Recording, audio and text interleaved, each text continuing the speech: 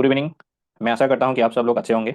जैसे कि मैंने आपको प्रॉमिस किया था कि मैं आपके लिए एक वीडियो लेके आने वाला हूं जो कि आप मार्केट पे किस तरह किसी भी पोर्टफोलियो डिजाइन करने से पहले कौन से स्टॉक्स आपके अंदर होने चाहिए उसका एक थीम आप किस तरह जनरेट करेंगे वो मैं आप लेकर आने वाला हूं। और आज डेफिनेटली आपके लिए मैं ये लेके आया हूं। अच्छे से देखिए, अच्छे से सुनिए, फिर इंट्रोस्पेक्ट करिए कि किस तरह मूवमेंट होता है। तो इसी की तरह अगर आप आगे बढ़ेंगे तो आप अपना स्टॉक्स भी अच्छी तरह चूज कर सकते हैं कि कौन सा स्टॉक कब आपको लेना है। ठीक है। पहले देखिए, सबसे इंपॉर्टेंट जो चीज है वो ये है कि आपको सबसे पहले मार्केट पे उसका मैक्रो ट्रेंड जानना होगा। मैक्रो ट्रेंड जानना होगा।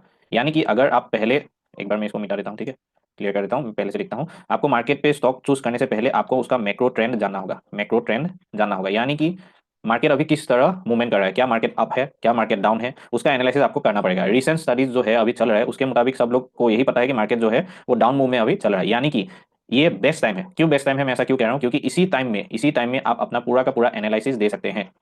क्योंकि ऐसा तो होगा नहीं कि हमेशा मार्केट नीचे ही रहेगा। मार्केट का मूवमेंट क्या है, एक बार ट्रेंड, फिर उसमें आएगा करेक्शन, और फिर आएगा उसका ट्रेंड, फिर आएगा उसका करेक्शन, फिर आएगा उसका ट्रेंड, फिर आएगा करेक्शन। अगर आपको इस ट्रेंड में बैठना है जो कि बहुत इंपॉर्टेंट है, लेकिन तो आपको ये जो करेक्शन है, करेक्शन में आपको स्टडी करना पड़ेगा, है कि नहीं।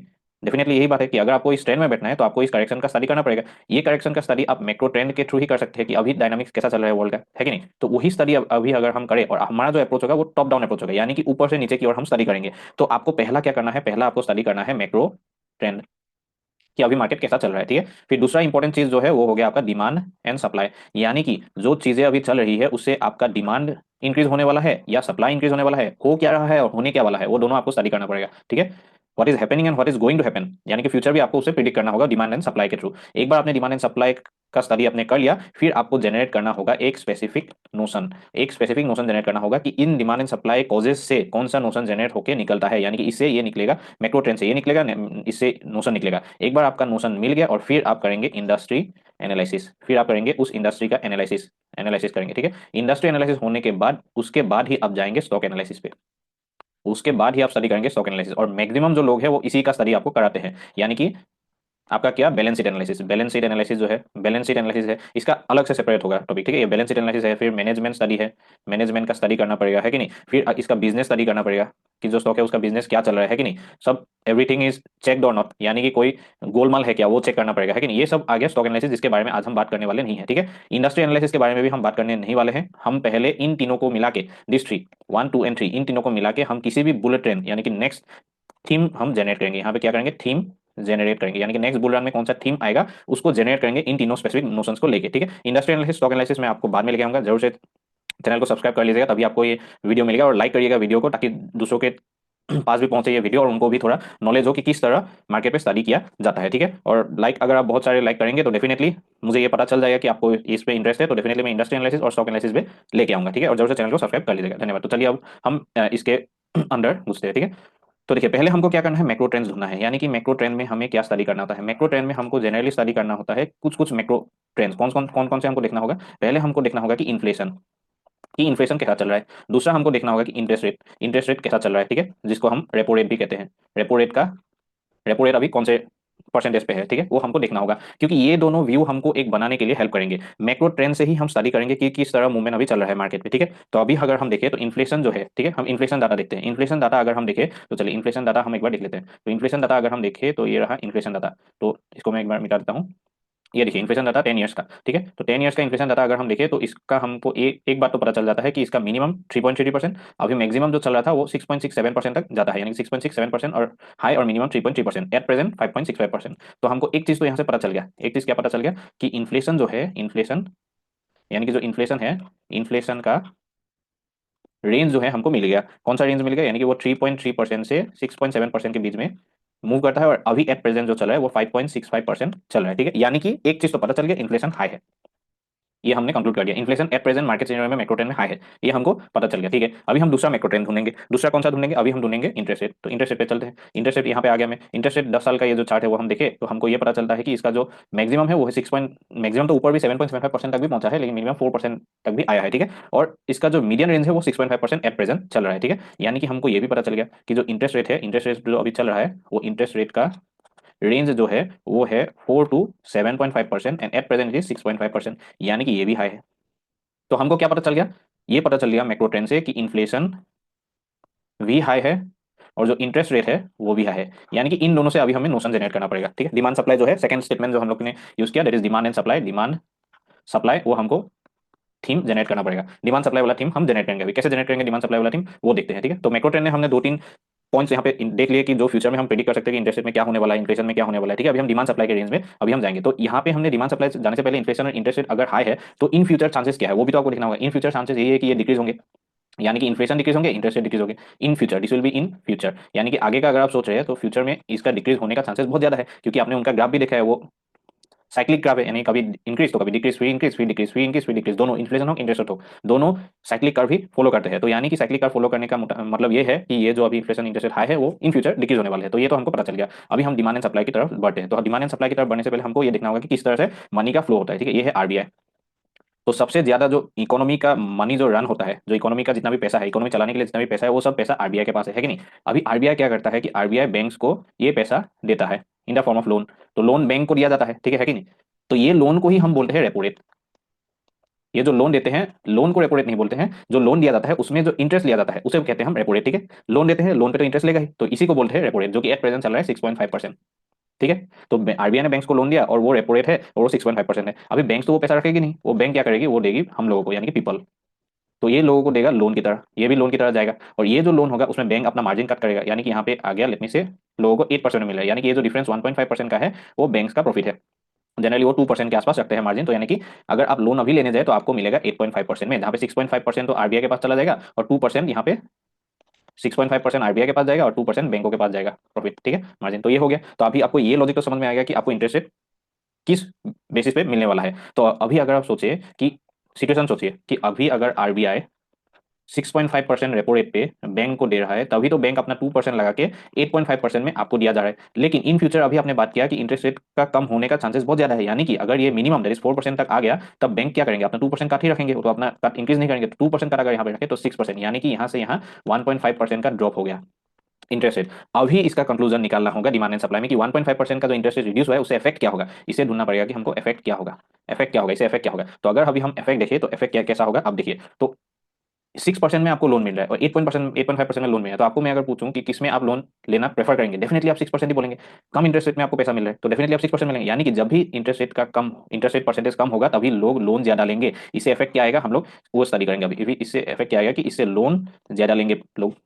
तो लोन लेंगे तो उसका लोन को तो खर्च भी करेंगे, यानी कि उसको यूज करेंगे, उनके पास पैसा ज्यादा आएगा तो लोगों के पास पैसा ज्यादा आएगा, लोगों के पास पैसा ज्यादा आएगा, ठीक है। तो लोगों के पास पैसा ज्यादा आएगा तो लोग उस पैसा को करेंगे क्या, खर्च करेंगे। तो खर्च कहाँ करेंगे, ठीक है, वो घर खरीदेंगे, यानी कि होम, रियल एस्टेट पे आएंगे, रियल एस्टेट पे आएंगे, है कि नहीं। फिर कार खरीदेंगे, डिस्क्रिशनरी चीजों को खरीदेंगे, डिस्क्रिशनरी चीजों को खरीदेंगे, है कि नहीं।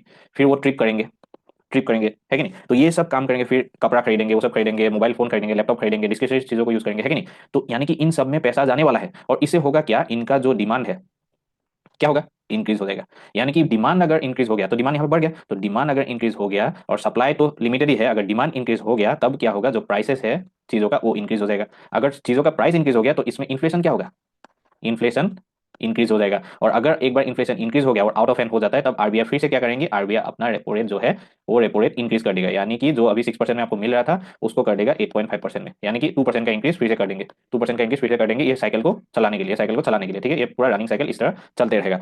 अभी हमको ये पता चला कि एट प्रेजेंट हमारे पास दूसरा जो मैक्रो इवेंट है इन्फ्लेशन, वो भी हाई है, लेकिन इन फ्यूचर इन्फ्लेशन रिड्यूस होगा।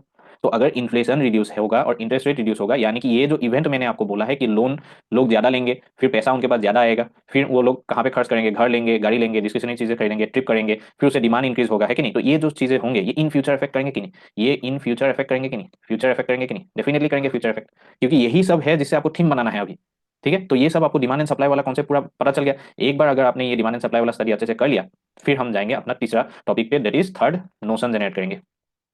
कैसे नोशन जनरेट करेंगे, पहले हमारा टॉपिक कि हमारे पास लोन है, अभी हमें हमने लोन ले लिया है, हमने लोन लिया है क्योंकि हमारा जो इंटरेस्ट रेट है वो डिक्रीज हो गया, इंटरेस्ट रेट डिक्रीज होने की वजह से हमने लोन लिया है, लोन लिया है। अभी हम देखेंगे कि लोन लेंगे कहाँ से, लोन लेंगे हम बैंक से या एनबीएफसी से।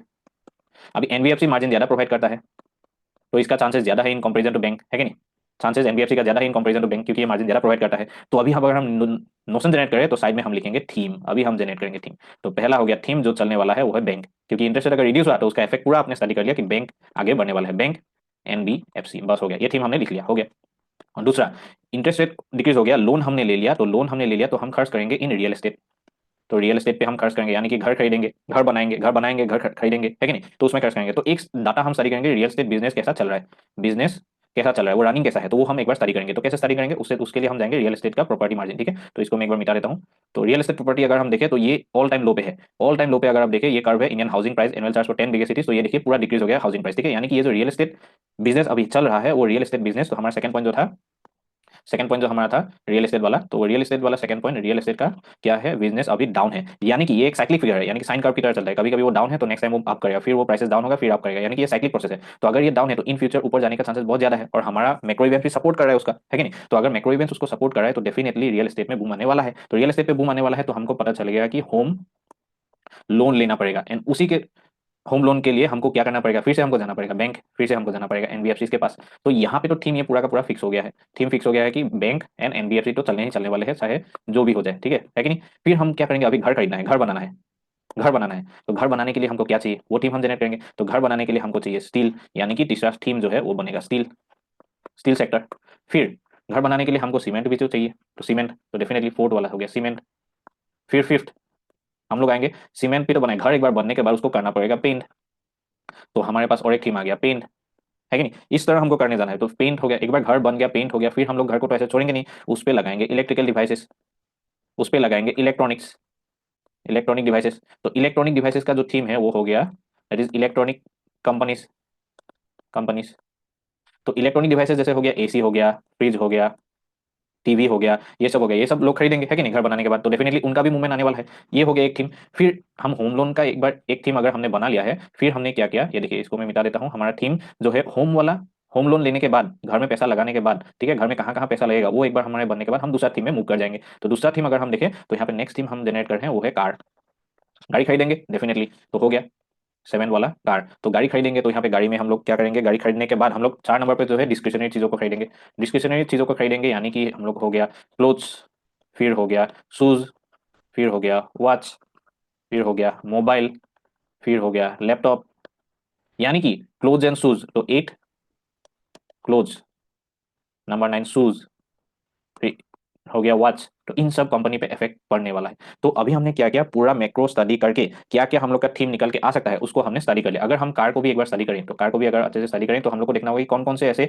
इंडस्ट्रीज है जो ईवी में इन्वॉल्व हो रहे हैं, क्योंकि धीरे धीरे से सब पेट्रोल डीजल से मूव करके ईवी की ओर आ रहे हैं। तो ईवी में कौन कौन इन्वॉल्व है वो हमको देखना पड़ेगा, कौन कौन से ऐसे हैं जो ईवी की ओर मूव कर रहे हैं कि नहीं। कोई ईवी के ईवी में डिजाइन हमको देखना होगा, किसका डिजाइन कितना अच्छा है कि नहीं, डिमांड किसका ज्यादा है, तो डिमांड किसका ज्यादा है, डिजाइन किसका ज्यादा है, उसके बेसिस पे हमको एक कंक्लूजन निकालना पड़ेगा कि कार में कौन सा मूवमेंट हो रहा है। क्योंकि ये जो सेक्टर है ये अभी रोटेटिंग सेक्टर है, यानी कि ये पेट्रोल डीजल से ईवी की ओर ट्रांसफॉर्म हो रहा है। तो ट्रांसफॉर्म हो रहा है तो इनोवेट तो करना पड़ेगा, तो इनोवेट तो करना पड़ेगा। तो कौन कौन से कंपनी है वो इनोवेट कर रहे हैं उसका स्टडी हमको करना पड़ेगा। तो उसी के साथ ही हम इंडस्ट्री एनालिसिस कर सकते हैं। तो ये सब हो गया हमारा इंडस्ट्रीज, यानी कि ये सब हो गया हमारा इंडस्ट्रीज।